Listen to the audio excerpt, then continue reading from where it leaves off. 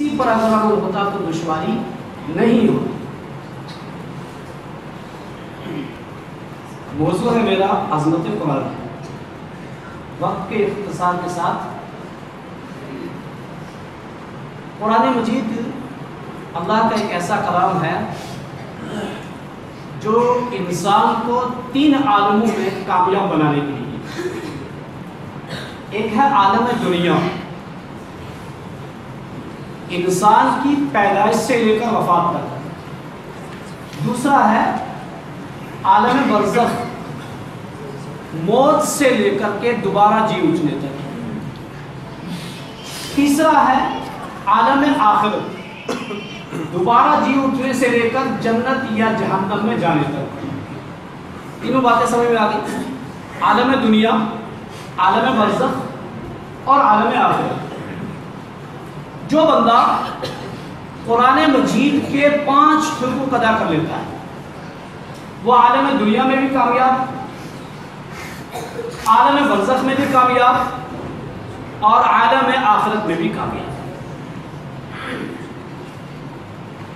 اور دنیا کے اندر نہ تو وہ گمراہ ہو سکتا ہے، نہ کوئی قوم اس کو ہلا کو برباد کر سکتا ہے۔ کس کو؟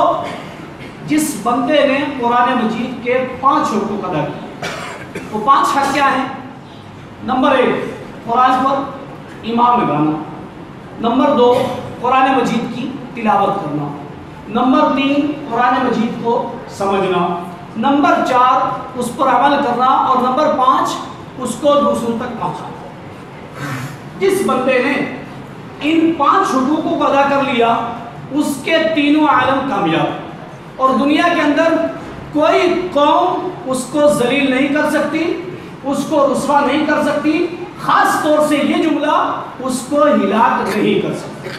آج اگر دنیا میں کہیں مسلمان ہلاکت کے عمیق غار کے قریب کھڑے ہیں تو یہ ایک خاص وجہ ہے کہ انہوں نے قرآن مجید کو لازم نہیں پکڑا۔ یہ جملہ میں نہیں کہہ رہا ہوں، حدیث سنیے۔ حدیث اس طرح سے وعن جبیر بن مطعم رضی اللہ عنہ قال كنا خرجنا مع رسول الله صلى الله عليه وسلم بالجحفة فقال عليك تشهدون أن لا إله إلا الله وعني رسول الله وأن القرآن جاء من عند الله قلنا بلى قال فإن هذا القرآن طرفه بأيدي الله وطرفه بأيديكم فتمسكوا به فإنكم لن تهلكوا ولن تضلوا بعده أبدا رواه الطبراني في معجم الكبير۔ یہ حدیث طبرانی شریف معجم الکبیر کی ہے۔ جبیر بن مطعم راوی حدیث ہیں، وہ کہتے ہیں مقام جحفہ کے اندر اللہ کے نبی صلی اللہ علیہ وسلم ہمارے ساتھ تھے، اور اللہ کے نبی نے ہم صحابہ اکرام سے پوچھا کیا تم اس بات کی گواہی دیتے ہو کہ اللہ کے علاوہ کوئی معبود نہیں اور میں اللہ کا رسول ہوں، قرآن اللہ کی کتاب ہے؟ صحابہ نے کہا کیوں نہیں، ہم اس بات کی گواہی دیتے ہیں آپ اللہ کے نبی ہو، قرآن اللہ کی کتاب ہے، اللہ کے علاوہ کوئی عبادت کے لائق نہیں۔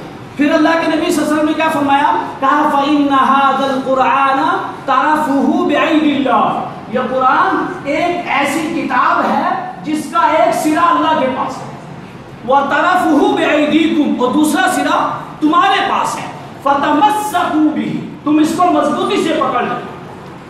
مضبوطی سے کیسے پکڑنا؟ جو ابھی میں نے 5 حقوق بتایا، فَتَمَسَّكُوا بِهِ، اس کو مضبوطی سے پکڑنا۔ کیا ہوگا مضبوطی سے پکڑو گے تو؟ اس کی وجہ بتائی وَلَن تُضِلُّوا بَعْدَهُ أَبَدًا، اس کے بعد کبھی گمراہ نہیں ہوگے۔ اگر اس کو مضبوطی سے پکڑو گے تو کبھی گمراہ نہیں ہوگے، اور کیا نہیں ہوگا؟ وَلَن تُهْلِكُوا، آپ ہلاک نہیں ہوگے۔ ہلاکت سے بچنا چاہتے ہو اور گمراہی سے بچنا چاہتے ہو تو اللہ کے نبی صلی اللہ علیہ وسلم نے فرمایا تھا کہ لوگوں اس قرآن کو مضبوطی سے پکڑو۔ آج بھی یہ وہی قرآن اسی صورت میں ہمارے پاس موجود ہے۔ ہم اگر ذلت سے بچنا چاہتے ہیں، گمراہی سے بچنا چاہتے ہیں، ہلاکت سے بچنا چاہتے ہیں تو ہم اس قرآن مجید کو صحیح معنی میں اسی طرح لازم پکڑ لیں۔ کوئی قوم ہمارے اوپر حاوی نہیں ہو سکتی۔ آپ تاریخ اٹھا کے دیکھ لو، صحابہ کی، خیر القرون کی، وہ لوگ کامیاب اسی وجہ سے ہوئے۔ کوئی قوم ان کے اوپر حاوی اسی وجہ سے نہیں ہو سکتی تھی، وہ قرآن مجید کو مضبوطی سے پکڑے۔ ہماری ذلت کا، ہماری رسوائی کا، ہمارے اوپر حاوی ہونے کا یہ ایک بہت بڑا ریزن، بہت بڑی وجہ بھی ہے کہ ہم نے قرآن مجید کو چھوڑ دیا۔ ہر انسان چاہتا ہے عزت کے ساتھ جیوں، سر اٹھا کر کے جیوں، میں کامیاب بن کر کے جیوں۔ تو قرآن مجید نے ایک نسخہ بتلایا۔ آپ عزت سے جینا چاہتے ہو، آپ سر اٹھا کے جینا چاہتے ہو، تو آپ کیا کر لو، آپ اس قرآن مجید کو صحیح معنی میں لازم پکڑیں۔ حدیث سنیے، حدیث اس طرح، وعن عمر بن الخطاب رضی اللہ عنہ قال اما ان نبیکم قد قال ان اللہ تعالی یرفع بهذا الكتاب اقوام ویضع به آخرین، رواہ البخاری فی کتاب التفسیر۔ امام بخاری نے اس حدیث کو کتاب التفسیر کے اندر بیان کیا۔ حضرت عمر بن خطاب فرماتے ہیں اما ان نبیکم قد قال، اور لوگوں غور سے سن لو، تمہارے نبی فرما گئے کیا؟ اس کتاب کو مضبوطی سے پکڑو گے، اس کتاب کی وجہ سے تم بلندیوں پر جاؤ، اور اگر تم اس کو چھوڑو گے تو تم گمراہ بھی ہوگے، تمہارے اوپر دوسری قومیں حاوی بھی ہوں گی۔ لہذا وہی ایک جملہ، قرآن مجید کے 5 حقوق ہم ادا کریں گے تو اللہ کی قسم بلندیوں پر جائیں گے۔ اگر ہم نے ایک حق میں بھی حق تلفی کی تو 100 میں سے 25 نمبر ہمارے کم ہوں گے۔ لہذا ہر مسلمان کو خاص طور سے قرآن مجید کے یہ 5 حقوق ادا کرنے چاہیے۔ ابھی آپ کے سامنے مولانا عبد المالک صاحب نے بتایا تھا کہ یہ قرآن زندوں کے لیے، یہ مردہ قوموں کو زندہ کرنے آئی تھی، یہ کتاب مردہ قوموں کو زندہ کرنے آئی تھی۔ ڈاکٹر شنکر دیال شرما نے اس قرآن کے بارے میں کہا تھا عمل کی کتاب تھی، دعا کی کتاب بنا دیا، سمجھنے کی کتاب تھی، پڑھنے کی کتاب بنا دیا، زندوں کا دستور تھا، مردوں کا منشور بنا دیا، مردہ قوموں کو زندہ کرنے آئی تھی، مردوں کو بخشوانے میں لگا۔ ایسا کیا یا نہیں کیا؟ اور یہ وہ کلام ہے، اللہ اکبر، اللہ کی قسم ہم نے اس کی عظمت کو جانا ہی کہا، اس کو سمجھا ہی کہا۔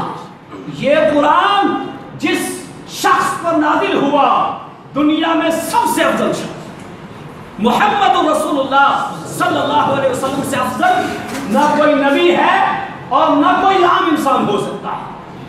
جن پر یہ قرآن مجید نازل ہوا ان کو اس قرآن سے کیسا لگاؤ تھا؟ بہت کم ہے۔ کیسا لگاؤ تھا؟ اللہ اکبر، قرآن سینے میں محفوظ ہے، بہترین آواز میں قرآن خود پڑھنے والے ہیں، لیکن پھر بھی کبھی کبھی کیا کہتے تھے؟ صحابہ سے کہتے ذرا تم پڑھو تو میں سنوں۔ کبھی ہم نے کسی سے کہا کہ اچھی آواز میں تم پڑھتے ہو، سنو، پڑھو تو میں سنوں۔ لیڈ لگائیں کان میں اور عبد الرحمن سنیس کی آواز سنیں، شرائم کی آواز سنیں، کاروبار کر رہے ہیں، پہاڑیوں پر چل رہے ہیں، گانوں کی آواز چل رہی ہے، لیڈ کان میں ڈلی ہے، کہ ہمارے دماغوں میں یہ نہیں آیا کہ ہم قرآن کو سنیں؟ وہ نبی جن پر قرآن اترا ہے وہ صحابہ سے کہتے ہیں ذرا سناؤ تو مجھے قرآن، آؤ میں آپ کو ایک حدیث سناؤں۔ حدیث اس طرح سے، وعن عبد الله بن مسعود رضی اللہ عنہ قال قال لي رسول الله صلی اللہ علیہ وسلم اقرأ علي القرآن قال اقرأ عليك وعليك انزل قال اني اشتهي ان اسمع غيري قال فقرأت النساء حتى اذا بلغت فكيف اذا جئنا من كل امة بشهيد وجئنا بك على هؤلاء شهيدا فرفع راسي او غمزني رجل الى جنبي فرفع راسي فرأيت دموعه تصيل، رواہ مسلم فی کتاب فضائل القرآن۔ امام مسلم نے اس حدیث کو مسلم شریف کتاب فضائل القرآن کے اندر بیان کیا۔ عبداللہ بن مسعود رضی اللہ تعالیٰ عنہ کیا فرماتے ہیں؟ ایک روز اللہ کے نبی صلی اللہ علیہ وسلم نے مجھے کہا کہ تم قرآن پڑھو میں سنوں۔ عبداللہ بن مسعود نے کہا یا رسول اللہ، قرآن آپ پر نازل ہوا اور میں آپ کے سامنے قرآن پڑھوں، آپ میرا قرآن سنیں؟ اللہ اکبر، نبی کا مبارک زبان کا مبارک الفاظ کیا تھا؟ کہا انی اشتہی ان اسمع غیری، میں چاہتا ہوں میں محبوب کا کلام دوسروں سے سنوں، محبوب کا کلام دوسروں سے سنوں۔ یہ بات سننی تھی عبداللہ بن مسعود نے، تو کیا کہتے ہیں؟ کہتے ہیں میں نے سورہ نساء شروع کر دی، سورہ نساء شروع کر دی، پڑھتے پڑھتے جب میں اس آیت پر پہنچا فَكَيْفَ إِذَا جِئْنَا مِنْ كُلِّ أُمَّةٍ بِشَهِيدٍ وَجِئْنَا بِكَ عَلَى هَؤُلَاءِ شَهِيدًا، انہیں آدھا پارہ پڑھ لیا۔ عبداللہ ابن مسعود نے کم و بیش آدھا پارہ پڑھ لیا۔ جب اس آیت پہ پہنچے کہتے ہیں فَرَفَعْتُ رَأْسِي، میں نے جو اپنا سر اٹھایا کیا دیکھتا ہوں؟ اللہ کے نبی صلی اللہ علیہ وسلم رو رہے۔ ایک الفاظ کیا ہے؟ اَوْ غَمَسَنِي رَجُلٌ إِلَى جَنْبِي، یا کسی آدمی نے مجھے بغل سے ایسے کچوکا دیا، یعنی تم پڑھ رہے ہو دیکھو تو صحیح، رسول انور صلی اللہ علیہ وسلم کا چہرہ انور تو دیکھو۔ تو جو میں سر اٹھا کر کے دیکھتا ہوں تو کیا ہے؟ دموعہ تسیل، نبی کی مبارک آنکھوں سے مبارک چہرے پر مبارک داڑھی پر آنسو گر رہے ہیں۔ یہ قرآن پڑھ رہے ہیں عبداللہ بن مسعود، اور رو کون رہا ہے؟ رسول اکرم صلی اللہ علیہ وسلم۔ اللہ اکبر، روئے گا کون؟ کون روئے گا؟ جس کو پتا ہے یہ کون سی آیت پڑھ رہا ہے، یہ کیا کہہ رہا ہے، اور جس کو پتہ ہی نہیں ہے پڑھنے والا پڑھ رہا ہے اور سامعین کو پتہ ہی نہیں ہے کیا کہہ رہا ہے، کیوں روئے گا وہ؟ اس کو تو سمجھ ہی نہیں آتا ہے، کیوں روئے گا؟ اللہ اکبر، یہ قرآن سے نبی کا تعلق تھا۔ نبی اکرم صلی اللہ علیہ وسلم عبداللہ ابن مسعود سے قرآن سن رہے ہیں اور رو رہے ہیں۔ ایک واقعہ ہو، اچھا صحابہ اکرام میں قرأت قرآن کے سب سے بڑے قاری کون تھے؟ عبداللہ ابن ابی، حضرت ابی ابن کعب رضی اللہ تعالی، حضرت ابی ابن کعب، یہ سب سے بڑے قاری تھے صحابہ میں، سب سے بڑے قاری اور بہت اچھے انداز میں قرآن پڑھنے والے۔ انہی میں سے عبداللہ ابن مسعود، انہی میں سے ابو موسیٰ اشعری، اللہ اکبر، یہ ابو موسیٰ اشعری ایک مرتبہ اپنے گھر میں قرآن پڑھ رہے ہیں اور رسول اکرم صلی اللہ علیہ وسلم کا گزر ہو رہا ہے، قرآن کی آواز آئی، کھڑے ہو گئے، گلی میں کھڑے ہو کے قرآن سن رہے ہیں۔ رسول اللہ گلی میں کھڑے ہو کر کے، راستے میں کھڑے ہو کر کے ابو موسیٰ اشعری کا قرآن سن رہے ہیں۔ ہم کیا سنیں گے؟ گانے کی آواز آ جائے، کوئی اور گندی آواز آ جائے، کسی نیتے کا بھاشن آ جائے، بھائیوں کوئی اور بات آ جائے، کھڑے ہو جائیں گے، کوئی کھیل دکھانے والا ہو کھڑے ہو جائیں گے۔ لیکن اگر قرآن کی آواز آ جائے وہاں رک جائیں، درس حدیث کی آواز آ جائے وہاں رک جائیں، قرآن مجید کی درس کی آواز آ جائے وہاں رک جائیں۔ اللہ کی قسم یہ نبی اسوہ ہے ہمارے لیے، گلی میں کھڑے ہو کر کے قرآن سن رہے ہیں، میں نہیں کہہ رہا ہوں۔ آؤ وہ حدیث سنیے، حدیث اس طرح سے، وعن ابی موسیٰ قال لی ابو موسیٰ رضی اللہ عنہ لو رأيتني وأنا أستمع قراءتك البارحة لقد أوتيت مزمارا من مزامير آل داود، رواہ مسلم فی کتاب فضائل القرآن۔ امام مسلم نے اس حدیث کو بھی فضائل القرآن کے اندر بیان کیا۔ وہ کیا کہتے ہیں؟ اللہ کے نبی صلی اللہ علیہ وسلم رات میں قرآن سنتے رہے اور ابو موسیٰ اشعری سے کیا کہنے لگے؟ لو رأیتنی، تم اگر مجھے دیکھ لیتے جب میں تمہارا رات قرآن سن رہا تھا، میں نے تمہارا قرآن سنا رات میں، تو میں کیا کہتا ہوں تمہارے بارے میں؟ بس اتنا ہی کہتا ہوں کہ لقد اوتیت مزمارا من مزامیر آل داود، تجھے تو داؤد علیہ السلام کی آوازوں میں سے آواز دی گئی، تجھے تو داؤد علیہ السلام کی بانسریوں میں سے کوئی بانسری مل گئی۔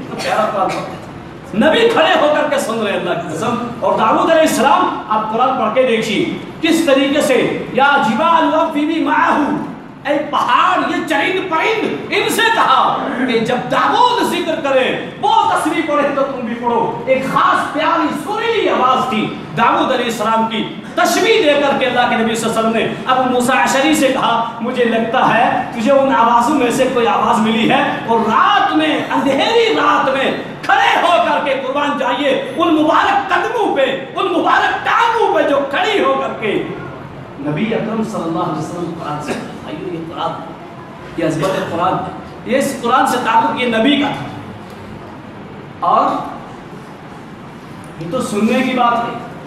اللہ اکبر، ایک مرتبہ تو ایسا بھی ہوا اللہ تعالیٰ نے نبی اکرم صلی اللہ علیہ وسلم سے کہا کہ آپ فلاں سورت ابی ابن کعب کو سناؤ۔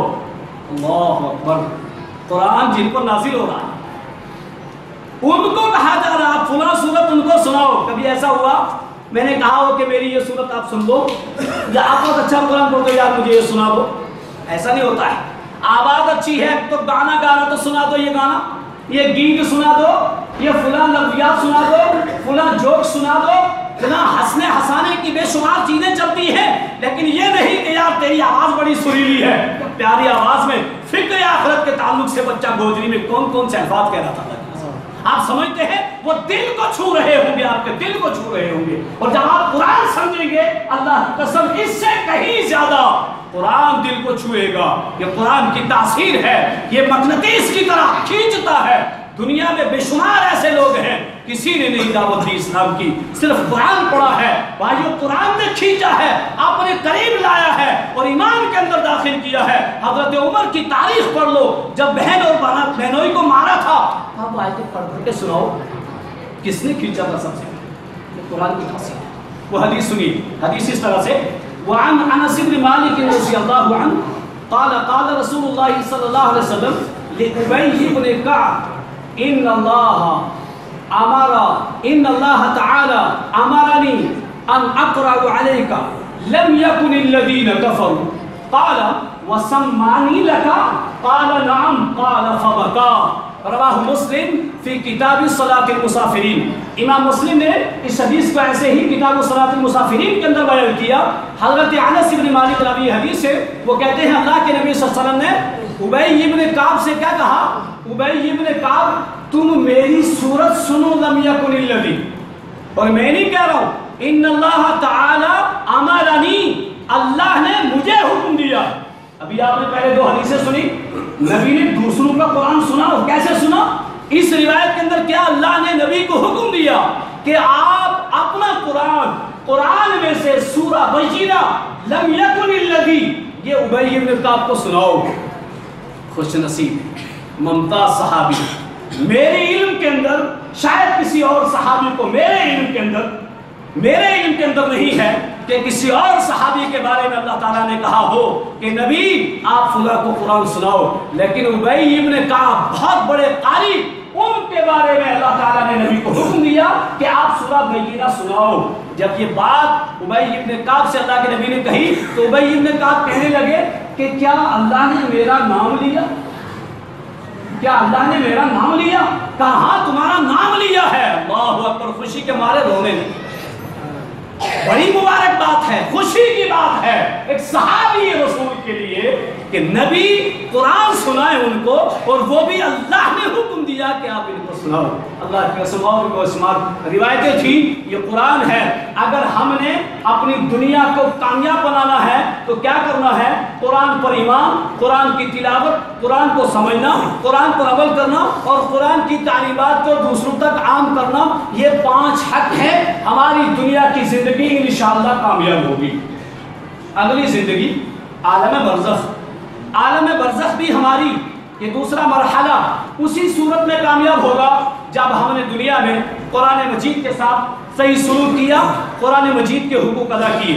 اس تعلق سے ایک روایت میں آپ کے سامنے پیش کرتا ہوں، حدیث اس طرح سے وعن براء بن عازب رضی اللہ عنہ قال خرجنا مع رسول اللہ صلی اللہ علیہ وسلم فی جنازۃ رجل من الانصار فانتهينا الى القبر ولما يلحد وجلس رسول الله صلى الله عليه وسلم وجلسنا حوله كأنما على رؤوسنا الطير وفي يده عود ينكت به في الأرض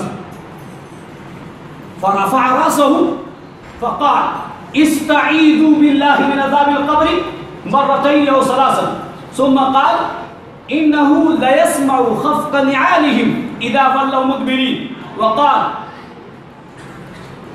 آتاني ملكان فيجلسان له فيقولان له من ربك فيقول ربي الله فيقولان له ما دينك فيقول ديني الإسلام فيقولان له ما هذا الرجل الذي بعث فيكم فيقول هو رسول الله فيقولان له وما يدريك فيقول قرأت كتاب الله وآمنت به وصدقت فنادى مناد من السماء أن صدق عبدي فَأَفْرِشُوهُ مِنَ الْجَنَّةِ وَأَلْبَسُوهُ مِنَ الْجَنَّةِ وَافْتَحُوا لَهُ بَابًا إِلَى الْجَنَّةِ رواه ابو داؤد فی کتاب السنة حدیث نمبر 4751۔ اسی طریقے سے امام ابو داؤد نے اس حدیث کو کتاب السنت کے باب میں بیان کیا ہے۔ حدیث کا مفہوم یہ ہے، ترجمہ یہ ہے، ابی بن کعب، حضرت براء بن عازب رضی اللہ تعالیٰ عنہ، صحابہ اکرام، بے شمار صحابہ اکرام، ایک صحابی انصاری صحابی کی نماز جنازہ میں صحابہ اکرام شریک ہوئے۔ جب قبر کے پاس پہنچے تو ابھی قبر تیار نہیں ہوئی تھی۔ اللہ کے نبی صلی اللہ علیہ وسلم بیٹھ گئے، قبر تیار ہو رہی ہے، اللہ کے نبی بیٹھ گئے، صحابہ اکرام کہتے ہیں ہم بھی بیٹھ گئے، لیکن ہمارے بیٹھنے کا انداز کیا تھا، اس کو ہم اپنے لیے عبرت بنائیں۔ کیوں؟ آج ہمارا قبرستان کے اندر جانے کا جو ماحول ہے، ہماری جو ایک دوسرے کی غیبتیں ہیں، ہماری جو بیڑی سگریٹ ہے سائڈ میں ہو کر کے، ہماری جو ایک دوسرے کی توہین اور ایک دوسرے کے تہمے پڑھنا ہے، ایک دوسرے کی برائیاں بیان کرنا ہے، اس قبرستان کے اندر بھی جا کے ہم کپ کپاتے نہیں ہیں، ہمارے دل لرزاتے نہیں ہیں، خوف نہیں کھاتے ہیں۔ صحابہ کیا کہتے ہیں؟ اللہ کے نبی بیٹھے ہیں اور صحابہ اکرام بیٹھے ہیں، کأنما علی رؤوسنا الطیر، اس انداز سے بیٹھے صحابہ گویا کے سروں پر پرندے۔ ایسی خاموشی کیوں؟ کہاں کھڑے ہیں؟ کس بھائی بہن کو دفنانے کے لیے آئے ہیں؟ جس جگہ خود بھی جانا ہے، اس کالی کوچھڑی کا ڈر ہے، خوف ہے، ایس انداز سے خاموشی سے بیٹھے ہیں، بول بھی نہ رہا ہے کوئی کہ پرندہ اڑ جائے۔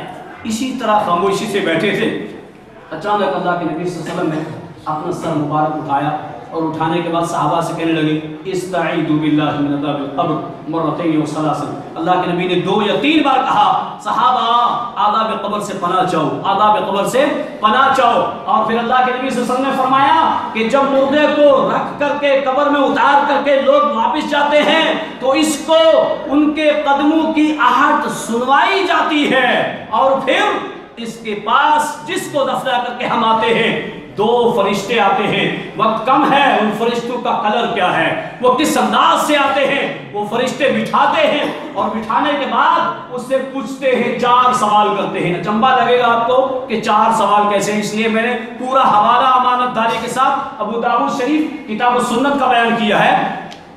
پوچھا جائے گا من ربک، تیرا رب کون ہے؟ وہ نیک بندہ جواب دے گا ربی اللہ۔ پھر ما دینک، تیرا دین کیا ہے؟ وہ ایک بندہ جواب دے گا میرا دین اسلام۔ تیسرا سوال ما تقول فی ھذا الرجل الذی، اللہ اکبر، یہاں ھذا استعمال ہوا ہے۔ کچھ لوگ کیا کہتے ہیں نہیں اللہ کے نبی صلی اللہ علیہ وسلم کو پیش کیا جائے، ایسا نہیں، اس آدمی کے بارے میں کیا کہتے ہو تم؟ الذی بعث فیکم، جس کو تمہارے درمیان مبعوث کیا گیا تھا۔ ویقول هو رسول اللہ۔ اب دیکھیے وہاں حالت تھا نا، یہاں کہا ہوا رسول اللہ، یہاں دور والی زمین استعمال ہوئی، وہ اللہ کے رسول ہیں۔ وہ ایک بندہ کہے گا جب تینوں جواب صحیح صحیح دے دیے، میرا رب اللہ، میرا دین اسلام، اور یہ جن کو ہمارے درمیان مبعوث کیا یہ اللہ کے نبی، اس کے بندے اور رسول ہیں۔ جب تینوں سوالوں کے صحیح جواب تو چوتھا سوال، اور یہی میرے اس موضوع سے عظمت قرآن سے ملتا ہوا جملہ ہے، جب تینوں تمہیں جواب دے دیے ہیں تو چوتھا سوال ہوگا وما یدریک، تجھے پتا کیسے چلا کہ میرا رب اللہ ہے؟ تجھے پتا کیسے چلا کہ میرا دین اسلام ہے؟ تجھے پتا کیسے چلا کہ وہ اللہ کے بندے اور اس کے رسول ہیں؟ وما یدریک، کیسے پتا چلا تجھے؟ جواب کیا ہوگا؟ وہ کیا کہے گا؟ میں فلاں مسلک سے جڑا ہوا تھا، فلاں کمیونٹی سے جڑا ہوا تھا، مجھے اس کتاب سے پتا چلا، اس کتاب سے پتا چلا، اللہ کی قسم ان کانوں نے سنا ہے۔ آسمان سے نازل ہونے والی کتاب کون سی ہے؟ فضائل اعمال۔ کیوں؟ آج ہم نے قرآن کو ایسے ویسے کچھ ڈالا ہے، کئی کتابیں ایسی اجاگر کی ہیں جو قرآن کو فراموش کر بیٹھی ہیں۔ بھائیو یہ اللہ کا کلام ہے، اس کا درجہ کوئی اور کتاب نہیں لے سکتی، اور وہاں وہ بندہ نہ کسی شخص کا کہے گا نہ کسی کتاب کا کہے گا۔ جب پوچھا جائے گا تجھے پتا کیسے چلا تو جواب کیا ہوگا؟ کہے گا قرأت کتاب اللہ۔ ان جملوں پہ کان کھول کر کے وہ سانسیں روک کر کے سننے لائق ہیں۔ کیسے پتا چلا؟ کہا قرأت کتاب اللہ، میں نے اللہ تیری کتاب کو پڑھا ہے۔ پڑھا تو میں نے اور آپ نے بھی ہے، اگر ہم نے نہ سمجھا تو ہمیں کیا معلوم؟ قرأت کتاب اللہ، اور اگلا جملہ وآمنت بہ، میں اس پر ایمان لایا۔ قرأت کتاب اللہ، پڑھا اور سمجھا ہے نا، ایمان لایا ہوں اس پہ۔ وصدقت، میں نے تصدیق کی ہے۔ تصدیق کیسے؟ ایک تصدیق تو یوں ہوتی ہے، یوں ہی اوپر سے آئیو بولے، تصدیق یہ والی چاہیے، اوپر سے تصدیق کی بات آئی، اللہ اکبر۔ رسول اکرم صلی اللہ علیہ وسلم کے چچا، انہوں نے بڑی تصدیقیں کی ہیں۔ خود رسول اکرم صلی اللہ علیہ وسلم کے بارے میں کیا کہتے ہیں؟ وَأَبْيَضُ يُسْتَسْقِي الْغَمَامُ بِوَجْهِهِ سِمَالُ الْيَتَامَى عِصْمَةٌ لِلْأَرَامِلِ حَلِيمٌ رَشِيدٌ غَيْرُ عَادِلٍ۔ اللہ کے نبی کے بارے میں ابو طالب کے یہ اشعار ہیں، وہ کیسے ہیں؟ وَأَبْيَضُ يُسْتَسْقِي الْغَمَامُ بِوَجْهِهِ، بادل بھی اگر سیلاب ہوتے ہیں، وہ بھی اگر روشنی حاصل کرتے ہیں تو میرے اس بھتیجے سے۔ بتاؤ، ایسی ایسی تعریفیں اللہ کے نبی نے، نبی کے چچا نے بھی کی ہے، لیکن اگر دل سے نہیں ہے، دل سے نہیں ہے تو کچھ نہیں ہے۔ کیا کہا جائے گا؟ قرأت کتاب اللہ، میں نے اللہ کی کتاب پڑھی۔ وآمنت بہ، میں اس پر ایمان لایا۔ وصدقت، میں نے تصدیق کی۔ تصدیق کب ہوگی؟ جب ہم عمل کریں۔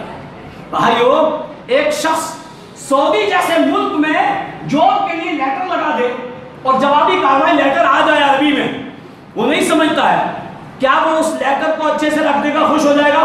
آ گیا جواب، کیا کرے گا؟ سمجھے گا نا، دوسرے سے سمجھے گا۔ سمجھ لیا تو کیا خوش ہو گیا بھائی میں نے سمجھ لیا؟ نہیں، کیا کرے گا؟